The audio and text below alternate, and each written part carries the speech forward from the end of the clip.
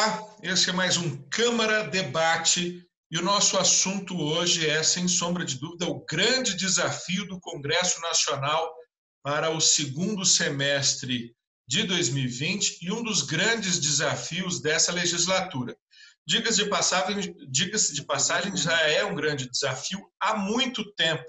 Há mais de 20 anos se fala em reforma tributária no Congresso Nacional. Bom, mas estamos com um Congresso reformista. A reforma da Previdência não tinha muita convergência sobre a necessidade de fazê-la. Havia gente que era contra. No caso da reforma tributária, há uma concordância quase que total da sua necessidade. Mas ao contrário da Previdência, em que aqueles que desejavam a reforma tinham muito consenso sobre o que fazer, na reforma tributária, mesmo aqueles que concordam muito sobre a urgência, há uma total divergência sobre como fazer. E nós temos aqui dois parlamentares que, apesar de convergirem muito em outros temas, divergem bastante em como fazer a reforma tributária. Começo apresentando o deputado Eduardo Cury, do PSDB de São Paulo, e também de São Paulo, o deputado General Peternelli, do PSL. Ambos são membros da comissão especial que já existe para discutir uma proposta de reforma tributária, que é a PEC 45. Mas a gente vai repercutir aqui não só a PEC 45, mas principalmente a proposta enviada pelo governo recentemente e as demais propostas em debate. Agradeço muitíssimo mais uma vez a participação de ambos e começo com o deputado Eduardo Cury, que já teceu críticas à proposta enviada pelo governo, que unifica PIS e COFINS e tem uma alíquota planejada de 12%. Por favor, deputado, eu gostaria que o senhor repetisse o que o senhor já andou dizendo sobre essa proposta. Olá, Lincoln, obrigado pelo convite. É um prazer nessa conversa com o Peternelli, que além de tudo é um amigo e uma pessoa dedicada, estuda bastante a questão tributária. Isso só facilita o nosso trabalho de convergência e de busca da melhor alternativa. O tema é bastante complexo, mas eu vou responder a sua pergunta, depois eu volto um pouco para dizer do contexto todo, que eu entendo como é o mundo, como o mundo caminha para o sistema tributário e como é que vai ser o modelo tributário que o mundo vai ter que adotar nos próximos anos. E em relação a essa pergunta especificamente da proposta do governo, não, ela não é uma proposta, juntar dois impostos vai na simplificação. Em tese, uma medida positiva. O grande erro é que, na minha opinião, já existem propostas muito mais abrangentes que incluem impostos muito mais complexos, como o ICMS, que é o pior de todos os impostos. Com isso, a gente conseguiria dar um passo muito maior. O grande erro do governo não é simplesmente estar sendo comedido ou pouco ambicioso na junção de dois impostos. É que, para começar essa reforma, depois de 18 meses, ele escolhe fazer isso com uma alíquota cavalar.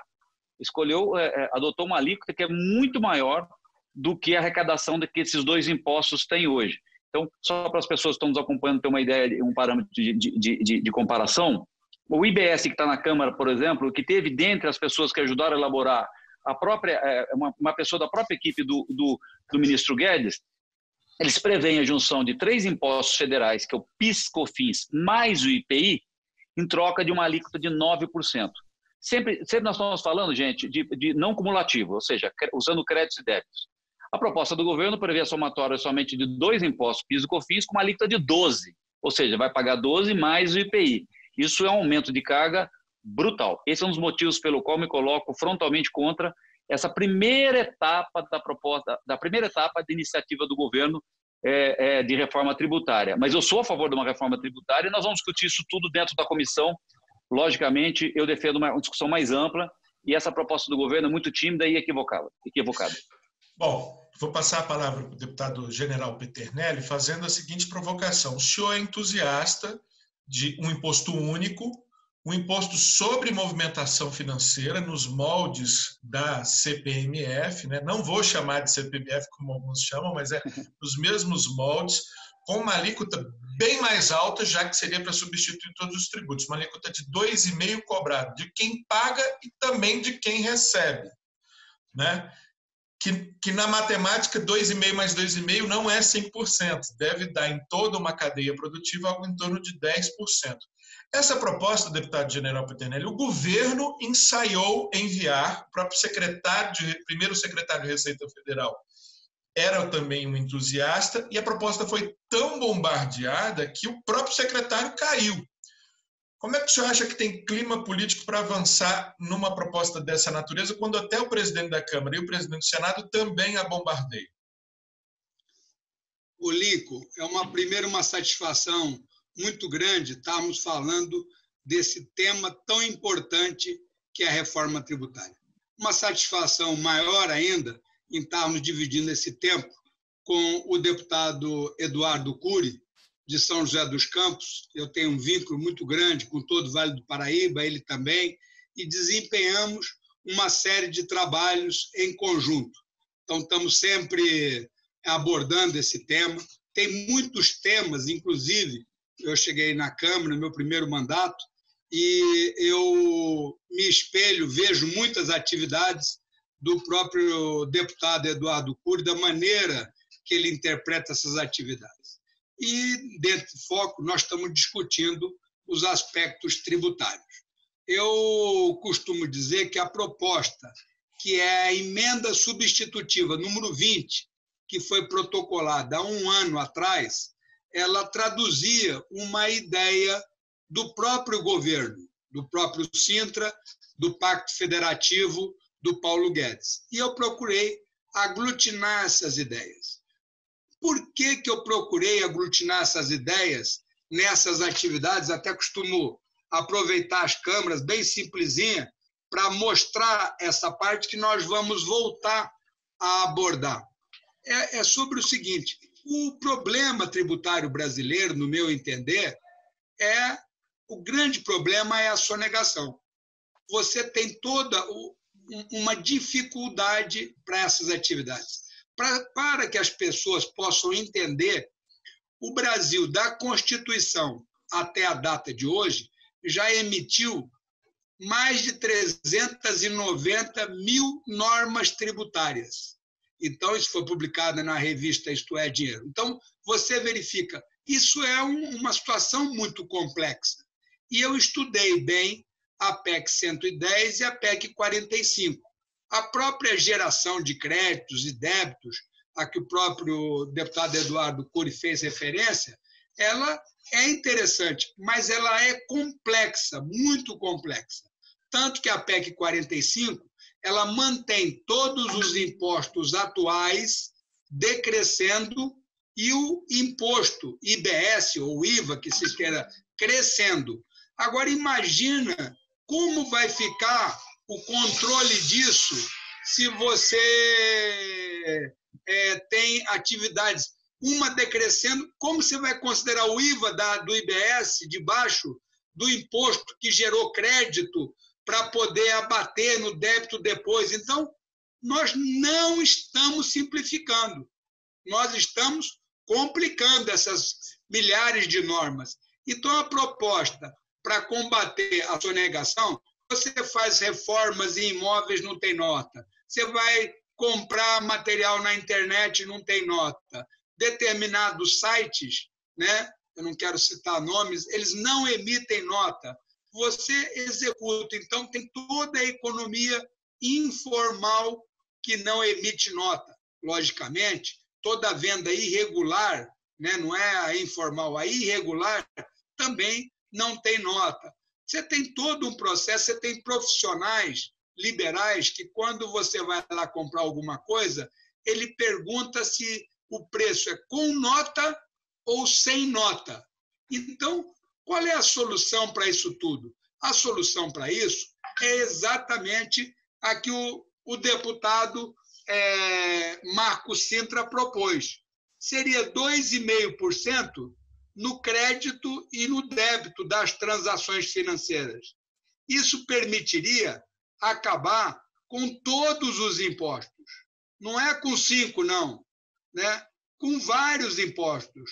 O próprio ITBI, por exemplo, muitas vezes você compra um apartamento de 500 mil e quer passar por 300 para pagar menos impostos. Um pelo ganho de capital e o outro pelo ITBI. Mas os 500 mil foram. Então, se você tributar a movimentação financeira, não precisa ter ITBI. A mesma coisa ocorre com IPVA, com outros tributos. Esse tributo seria suficiente. E ouvindo o Paulo Guedes falar sobre Pacto Federativo, eu fui estudar Pacto Federativo e verifiquei que o Pacto Federativo alemão é 1/3, 1/3, 1/3. Então, eu apresentei a proposta adaptada para o nosso contexto, que seria 30% para o Estado, 30% para a União e 30% para o município. Perfeito. E 10% para o Congresso. Esses 10% para o Congresso não é para o Congresso gastar, é para ele destinar às políticas regionais. Sudã, Sudene, Zona Franca de Manaus, fundos, como foi o caso do próprio Fundeb. Ok. Então, com isso, você facilitaria muito. Você, quando fez a apresentação e falou do imposto acumulativo, isso e aquilo, esse imposto, mesmo acumulativo, ele vai ficar abaixo de 20%. Na maioria das cadeias que eu calculei, ele girou em torno disso que você falou, em torno de 10%. Então, nós pagaríamos, com essa tributação, muito menos impostos. E o importante que está na própria proposta não é só os impostos que acabam, é você acabar com a nota fiscal. Não há necessidade de nota fiscal. E quando ocorrer, para que você complete essa atividade, né, eu peguei uma coisa e ter compliance, transparência, que na União Europeia já executa. Lá compra acima de 1.000 euros só por transação eletrônica. Okay. E eu coloquei aqui que compras acima de R$1.000 só por transação eletrônica. E agreguei uma tendência mundial para que se acabe com as notas. As notas de 100, de 50 e com o cheque. Hoje, com o Covid, nós temos que acabar com as notas de uma maneira geral, porque a nota ela é um principal fator de contágio. Uma nota contagiada, quando vai para um caixa, contagia as demais notas. Você pega aquele troco, coloca na sua carteira, então é uma proliferação muito grande. Então, com essas medidas simples, né, nós teríamos esse foco. E repara, eu, e compreendo o deputado Eduardo Cury, que foi prefeito, tem uma atenção especial com São José dos Campos, quando você, da União, tira da União, hoje a União fica com 67%, traz ela para 30%, né, e aumenta o Estado para 30% e o município para 30%, você faz um pacto federativo na qual o Estado e o município vão ganhar muito. Então, essa resposta muito simples, né, muito eficaz, permita que ninguém mais vai dever para o fisco brasileiro. E outras vantagens que eu vou discutir com vocês ao longo do programa. Obrigado. Perfeito. Deputado General Peternelli, agradeço muito. Empolguei tanto com a sua resposta completa que acabei deixando o senhor falar bastante tempo. O senhor falou 8 minutos e o deputado Eduardo Cury no comecinho só teve 2 minutinhos. Então, eu vou pedir para ele comentar a sua proposta, que, repito, é muito ousada, e já me respondeu uma segunda pergunta, que é a seguinte. Tanto a primeira proposta, né, que a gente comentou, que é do governo, que é uma simplificação tímida, união de PIS e COFINS, como a proposta da PEC 45, que já é uma unificação e uma simplificação, digamos assim, um pouco mais ousada, mais tênue, para evitar solavancos, mudanças radicais. Como a proposta defendida pelo deputado general Peternelli, que já é uma simplificação radical, tão radical que faz com que até o tráfico de drogas pague imposto, né, deputado? Qualquer um que fizer qualquer negociação vai pagar imposto. Todas elas têm a sua base na simplificação, né, em diminuir a complexidade do nosso sistema, que é, se não o mais complexo do mundo, certamente um dos mais complexos, mas há uma pouca inversão do modelo tributário. O mundo inteiro, quando fez suas reformas para ir para o imposto sobre valor agregado, aproveitou para inverter a base da sua tributação. tributando menos o consumo e aumentando a tributação sobre a renda e o patrimônio.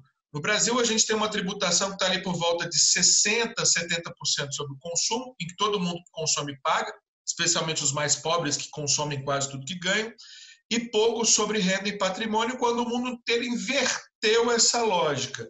Eu gostaria de saber, deputado Eduardo Cury, além dos comentários sobre a proposta do imposto simplérrimo do imposto único, também sobre a necessidade de se mudar um pouco a nossa forma de tributar de um modo geral, que nenhuma das propostas em debate, pelo menos até o momento, está atacando.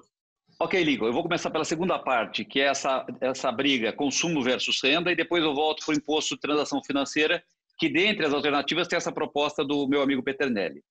O Brasil comete uma barbaridade. Perto de 70% de toda a nossa carga tributária está em consumo. 55%, mais 15% sob contribuição patronal do INSS, que eu considero imposto também, porque se uma empresa paga contribuição patronal, isso vai para o custo dela, então vai para o custo do produto. Então, 70% do que nós arrecadamos está em cima de consumo e trabalho. Isso é uma barbaridade. Como disse bem você, além de ser ineficaz, você pune os mais pobres que consomem 100% dessa renda. Então, já é uma dificuldade. Por que a gente chegou nesse modelo? Porque é fácil. As pessoas se enganam achando que quem paga é a empresa, e a empresa sempre parece que a empresa é rica e o cidadão é pobre. Não é verdade. Isso tudo é repassado aos preços e quem acaba pagando é o próprio consumidor. Como o Brasil é um país muito pobre e nós temos mais de 90%, esse critério de classe média dá um outro programa, tá? Eu não vou entrar nesse debate o que é classe média não, porque dá uma outra briga. Mas vamos lá. Se você olhar classe média relativa é uma coisa, né? Classe média relativa é uma pessoa que ganha 2 salários mínimos, 3 salários mínimos é classe média, porque o Brasil é muito pobre. Por outro lado, como isso não atende às suas necessidades básicas, ele não pode ser considerado classe média. E um dado simples para isso é o Diese usa como R$5.000 para a pessoa ser considerada a menos de R$5.000, ela não tem as suas necessidades básicas atendidas. Então, quem ganha menos de R$5.000 não pode ser considerado classe média. Então, tomar cuidado com isso. Baseado nesse conceito, o consumo pune principalmente classe baixa e classe média. Né? E por que isso? Porque é fácil de arrecadar. Está escondido dentro dos produtos, as pessoas acham que quem está pagando é o outro, mas quem está pagando é ela mesma. Então, primeira questão, nós temos que mudar esse perfil, passar a tributar menos o consumo, dentro do perfil, esse percentual 30-70, né? O correto seria alguma coisa 30-70 ao contrário, ou seja, 70 renda e 30 consumo, ou 20 consumo. Mas essa é uma outra briga. Para isso, a gente tem que mexer, primeiro, e o debate está acontecendo todo, em cima dos impostos sobre o consumo, porque além deles serem justos, eles têm um custo de administração por ser complexo, como o ICMS, que é o pior deles, o próprio IPI, o PIS e o COFINS, que além da arrecadação que chega para os governos, ele tem um custo que é perdido no meio do caminho, que é a insegurança jurídica, você contratar mega escritórios de contabilidade, e tudo isso precisa ser mexido. Voltando agora, dentro dos modelos que nós temos para mexer no imposto sobre consumo, você tem os IVAs clássicos, ou seja, imposto de valor agregado, nós temos 2 propostas na Câmara, que é o PEC 45, que é o IBS, e a PEC 110 está no Senado, de origem do meu colega Luiz Carlos Rauli, e você tem os impostos sobre transação financeira, que dentre eles, uma delas é a proposta do meu amigo Peternelli. Eu vou fazer rapidinho a minha opinião sobre o imposto de transações financeiras. Em tese, né, o mundo vai caminhar no futuro, não hoje, para impostos sobre transações financeiras não cumulativos. Eu fui convidado para participar de um grupo da OCDE, me interessou justamente porque eu defendo essa tese e acho que o mundo não vai ter como escapar de, no futuro, nós tributarmos impostos de operações financeiras, tributar o dinheiro, mas qual a diferença que é radical em cima do que é o governo com a criação de uma nova CPMF ou do meu colega Peternelli? Não cumulativo. Nós não temos essa tecnologia hoje, que é um software para gravar o dinheiro e descobrir que aquele dinheiro já foi tributado, não a operação, não o produto tributado. O dinheiro já foi tributado, de forma que você possa tributar o adicional. Bom, isso não existe hoje, o mundo vai caminhar para daqui 15, 20 anos nesse modo, nós não temos hoje. Por que eu sou contra o imposto de transação financeira? Por dois motivos bastante clássicos. Primeiro, as vantagens dele. Ele é simples, ele é difícil sonegar, como bem disse o Peternelli. O problema é que ele causa uma distorção tão grande na cadeia produtiva por ser cumulativo. Cadeias longas, o Peternelli me disse que estudou várias cadeias, numa delas mais de 10%. Eu acho difícil, Peternelli, pelo seguinte, Cadeias longas, por exemplo, em cada etapa você vai ter 2,5 mais 2,5. Então imagina, por exemplo, para que todo mundo conhece a cadeia automobilística. Você tem lá a borracha, ou melhor, o plástico que vem do petróleo. O petróleo ele é processado numa petroquímica e transforma num polietileno. Esse polietileno vai ser injetado, ou seja, já são 3 etapas. Ele vai ser injetado, vai transformar numa pequena peça, essa peça para uma outra empresa, vai montar um subconjunto, esse subconjunto vai entrar no carro, né? Esse carro vai ser vendido. Cadeias produtivas longas, que tem muitas etapas, esse imposto vai ser cumulativo. E ele pode chegar a uma carga gigantesca, distorcendo o processo. Cadeias curtas, por exemplo, que tudo é feito em um único local, sim, o impacto vai ser menor. O problema é que você vai distorcer o processo decisório de competitividade e de eficiência, porque as pessoas falam, olha, o negócio é fazer tudo em casa, porque cada etapa que eu crio fora, eu vou carimbar mais 5% de imposto. E aí você vai ter cadeias absolutamente verticais, quando, na verdade, você tem que deixar livre para que a eficiência decida o que é bom fazer dentro e o que não é eficiente fazer fora. Um exemplo muito simples para as pessoas que nos acompanham é o seguinte, pega o iPhone, que é um produto que quase todo mundo já ouviu falar, ou as pessoas conhecem, né? A Apple é muito eficiente, eu sempre faço nos meus debates, nas minhas palestras, é o seguinte, quem fabrica o iPhone? 99% das pessoas falam, quem fabrica o iPhone é a Apple. Não é a Apple que fabrica o iPhone. Quem fabrica o iPhone é uma empresa taiwanesa, chama-se Foxconn. Ela é uma das mais eficientes do mundo para fabricar produtos. A Apple não é boa para fabricar produtos, ela é muito boa, tem expertise para projetar, design, e manter o serviço de produtos de alta tecnologia. Ela não quer fabricar produtos. Ela é ruim de fazer isso. Ela contrata a mais eficiente do mundo, que é a Foxconn. Então, cada um deve fazer aquilo para uma economia ser eficiente e ter ganhos para o cidadão, para o consumidor.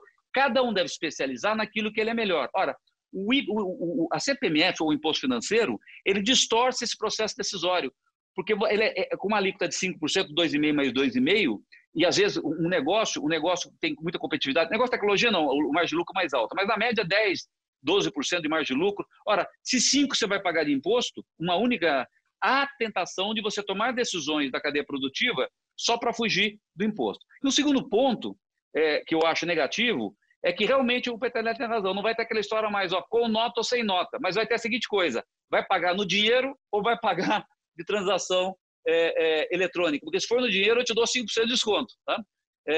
Por quê? Porque ele vai economizar esse imposto. Então, você vai ter uma tentação de muitos dos processos da economia serem feitos com dinheiro vivo. E como disse o Peternelli, nós temos que eliminar o dinheiro é uma coisa em extinção e eu acho que você tem essa situação. Então, vamos lá. O mundo vai caminhar para o imposto financeiro não cumulativo, mas o que nós temos hoje de mais moderno? O que nós temos são os impostos de valor adicionado. Então, o que dá para fazer é melhorar o atual sistema. Por isso que eu defendo o IBS, ou que está no Senado, que é imposto de valor adicionado, mas não com a alíquota que está. Eu acho a alíquota muito alta para o Brasil. Perfeito. Bom, me sobraram 3 minutinhos, então eu vou dar 1,5 minutos para cada, para a gente fazer umas considerações finais, responder o que não ficou claro. Eu conversaria mais 2h30 aqui, com certeza, com os senhores sobre esse assunto, mas infelizmente não vai dar. Então, deputado Peternelli, seu 1,5 minutos, acredito especialmente para responder as críticas do deputado Eduardo Cury. Em crítica nessa exposição. Quanto a pagamento em dinheiro, o próprio Eduardo Cury já informou e o próprio presidente do Banco Central atualmente já falou que tem que acabar com o dinheiro. Quando fala da distribuição dos recursos, diminuir os encargos, a população pobre usa mais serviços. E os serviços pela PEC 45 e 110 vão de 5% para 25%. Nós vamos agravar o problema, porque a classe mais pobre usa muito mais o serviço do que comprar o iPhone. Então, quando estamos impactando mais do que dobrando a carga tributária dos serviços, que é hospital, escola, academias, e cabeleireiro, manicure, nós estamos carro, taxista, construção civil, nós estamos impactando o local errado. E quando fala da carga tributária da cadeia produtiva, eu tenho mostrado muito a cadeia produtiva de uma camisa, em que o que se paga de imposto, calculando em todas as etapas, pagando em todas as etapas, é muito menos do que quando se executa.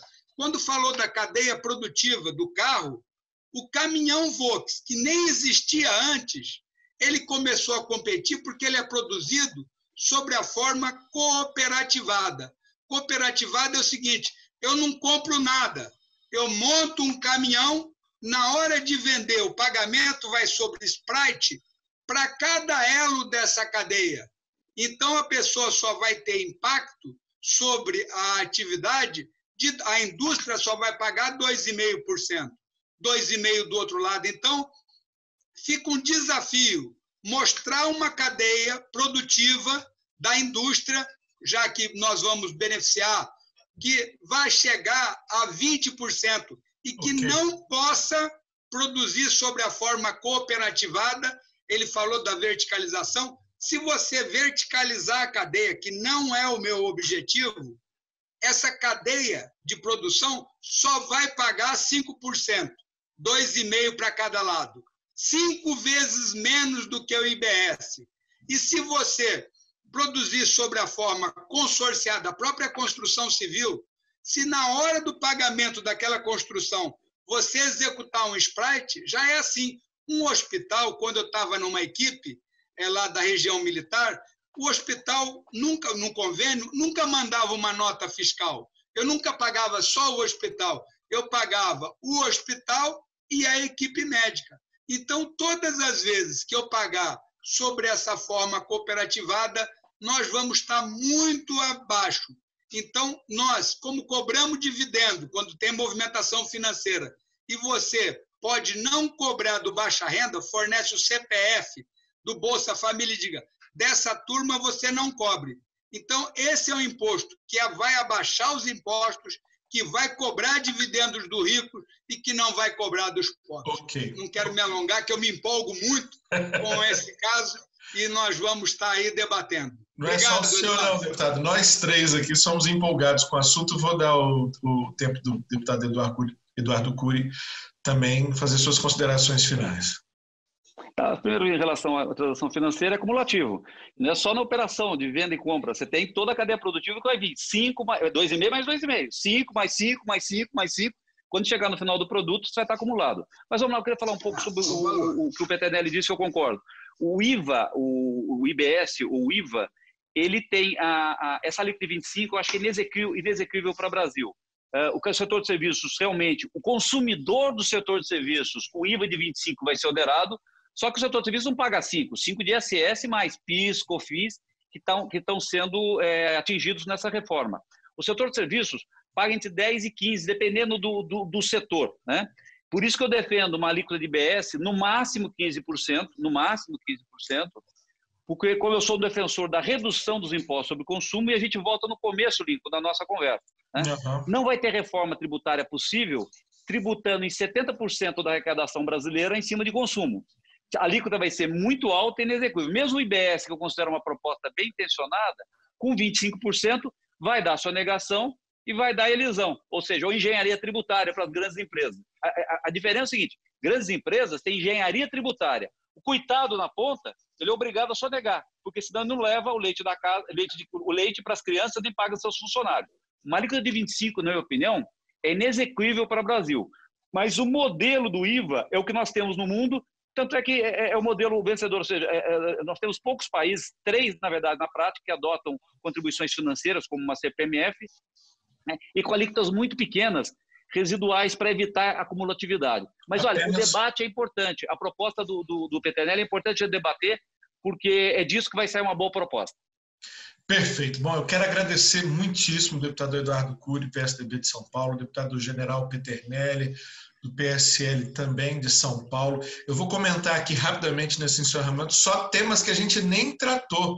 Essa questão mesmo de, dentro do consumo, você ter tributações diferentes para o que é serviço, para o que é produção, a questão das alíquotas, né, de como pode ser perigoso você fazer alíquotas altas demais e aumentar a sonegação. Quer dizer, só os assuntos periféricos não tratados aqui, que tratamos basicamente de modelo, já dariam alguns outros programas, então fica esse gostinho a mais aí para o nosso telespectador, para quem nos acompanha, já ficar ligado em outros debates que faremos sem sombra de dúvida sobre esse tema. Eu agradeço muitíssimo você que nos acompanhou até agora e repito o agradecimento ao deputado Eduardo Cury e ao deputado general Peternelli. Até uma próxima edição do nosso Câmara Debate.